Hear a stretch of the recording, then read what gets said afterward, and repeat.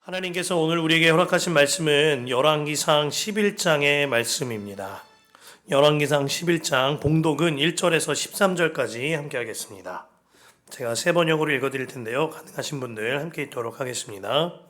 솔로몬 왕은 외국 여자들을 좋아하였다. 이집트의 바로 딸 말고도 모압 사람과 암몬 사람과 에돔 사람과 시돈 사람과 헷 사람에게서 많은 외국 여자를 후궁으로 맞아들였다. 주님께서 일찍이 이 여러 민족을 두고 이스라엘 자손에게 경고하신 일이 있다. 너희는 그들과 결혼을 하고자 해서도 안 되고 그들이 청혼하여 오더라도 받아들여서는 안 된다. 분명히 그들은 너희의 마음을 그들이 믿는 신에게로 기울어지게 할 것이다. 하고 말씀하셨다. 그런데도 솔로몬은 외국 여자들을 좋아하였으므로 마음을 돌리지 못하였다. 그는 자그마치 700명의 후궁과 300명의 첩을 두었는데 그 아내들이 그의 마음을 사로잡았다. 솔로몬이 늙으니 그 아내들이 솔로몬을 꾀어서 다른 신들을 따르게 하였다. 그래서 솔로몬은 자기의 주 하나님께 그의 아버지 다윗만큼은 완전하지 못하였다. 솔로몬이 시돈 사람의 여신 아스다롯과 암몬 사람의 우상 밀곰을 따라가서 주님 앞에서 악행을 하였다. 그의 아버지 다윗은 주님께 충성을 다하였으나 솔로몬은 그러하지 못하였다. 솔로몬은 예루살렘 동쪽산에 모압의 혐오스러운 우상 그모스를 섬기는 산당을 짓고 암몬 자손의 혐오스러운 우상 몰렉을 섬기는 산당도 지었는데 그는 그의 외국인 아내들이 하자는 대로 그들의 신들에게 향을 피우며 제사를 지냈다. 이와 같이 솔로몬의 마음이 주 이스라엘의 하나님을 떠났으므로 주님께서 솔로몬에게 진노하셨다. 주님께서는 2번씩이나 솔로몬에게 나타나셔서 다른 신들을 따라가지 말라고 당부하셨지만 솔로몬은 주님께서 하신 말씀에 순종하지 않았다. 그러므로 주님께서 솔로몬에게 이렇게 말씀하셨다.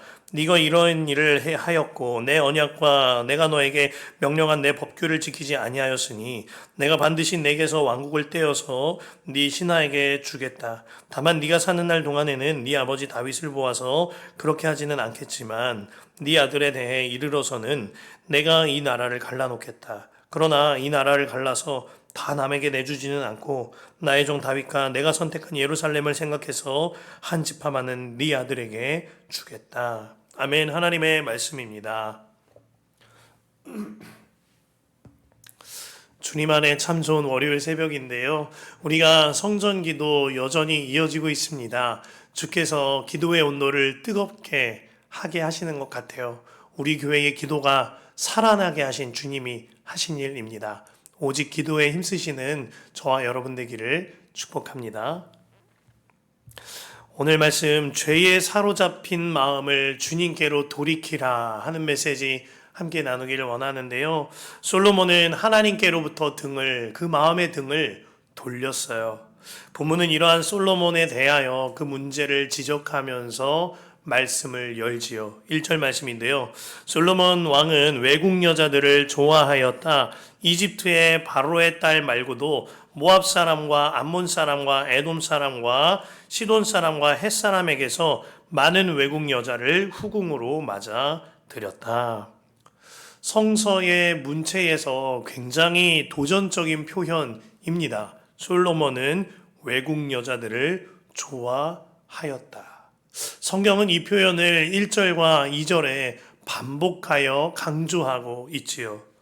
그의 후궁이 700명이었거니와 첩이 300명이라고 하였습니다. 그러니 비단 하루 이틀 솔로몬이 하나님의 말씀을 저버리며 외국 여자들을 좋아하는 이 일을 한 것이 아닌 겁니다.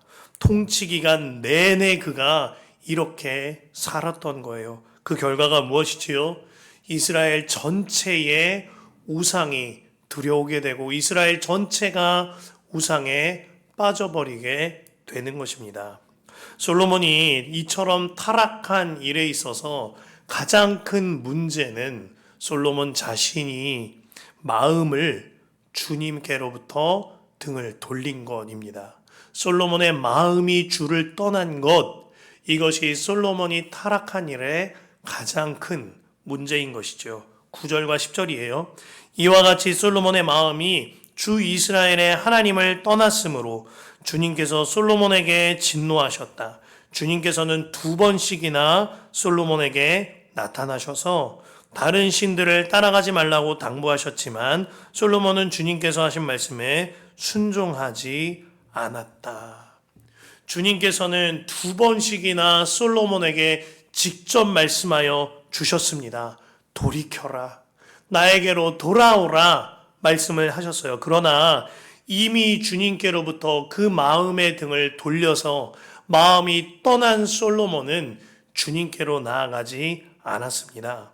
솔로몬의 가장 큰 문제는 주님의 음성을 듣고도 주님께로 돌이키지 않았던 그의 딱딱하고도 완고한 마음인 것입니다. 1절부터 4절까지 반복되어 쓰인 표현이 바로 이 마음이라는 단어예요. 2절에 하나님께서 이방 여인과 통혼하지 말아야 할 이유에 대하여 마음이 기울어질 것이기 때문이다 라고 말씀하셨습니다. 그러나 솔로몬은 주님께로 그의 완고한 마음을 돌리지 않았죠. 3절에 1000명의 후궁과 첩들이 솔로몬의 마음을 사로잡았다라고 하였습니다. 그로 인하여 솔로몬이 이방 여자들의 꿰매 넘어가서 우상을 숭배하게 되어집니다. 결국 9절에 솔로몬의 마음이 주 이스라엘의 하나님을 떠났으므로 주님께서 솔로몬에게 진노하셨다 하였어요. 솔로몬이 주님을 마음으로부터 떠난 그 일의 순서가 보여지는 거예요. 처음에는 그 마음이 주님 말씀에 등을 돌렸고요. 이후에는 여인들에게 그 마음이 팔려서 여인들에게 마음을 사로잡힌 바 되었습니다. 마침내 우상을 숭배하며 온전치 못하게 행합니다. 결국 9절에 솔로몬의 마음이 이스라엘의 하나님을 떠났으므로 주님께서 솔로몬에게 진노하셨다라고 한 것입니다. 솔로몬의 가장 큰 문제는 하나님을 떠난 이 마음, 그럼에도 불구하고 주님께로 돌이키지 않는 그 완고한 마음인 것입니다. 솔로몬의 마음이 주 이스라엘의 하나님을 떠났으므로. 여기서 이런 의문이 생기는 겁니다. 솔로몬은요, 하나님께로부터 직접 지혜를 얻은 사람이었습니다. 또한 그의 아버지 다윗이 얼마나 하나님을 경외하고 사모하며 따랐는지 그 눈으로 똑똑히 잘 보았습니다. 그런 솔로몬이 왜 하나님께로부터 마음의 등을 돌려서 우상을 숭배하였는가 하는 의문이 생기는 거예요. 그가 숭배한 우상들은요, 이 새벽에 입에 담지 못할 만큼 패역한 우상들이었습니다. 그들은 풍요를 기원하면서 음란을 행하였습니다. 또한 그 우상을 숭배하기 위하여 어린 아기를 불에 태워드리는 인신제사를 하기도 하였습니다. 그리고 그 우상들의 공통된 특징 하나가 있어요.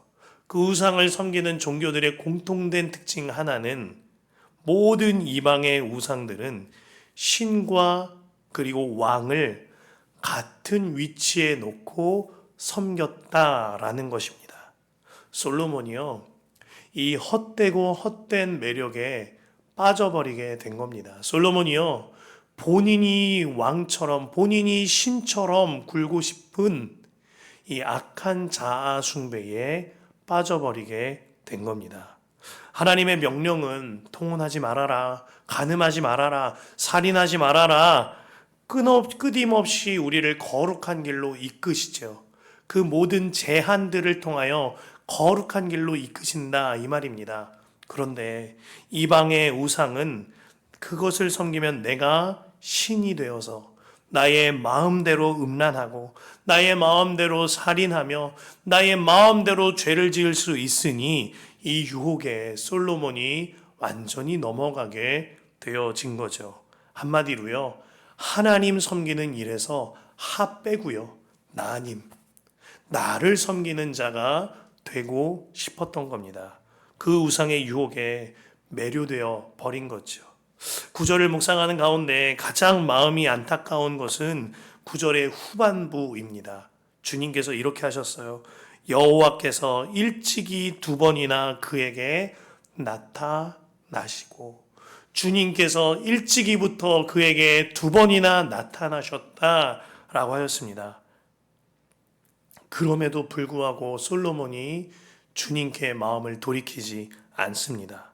그가 과거에 1,000번제라는 제사를 올려드리면서 하나님께 간곡하게 구했던 것이 무엇이지요?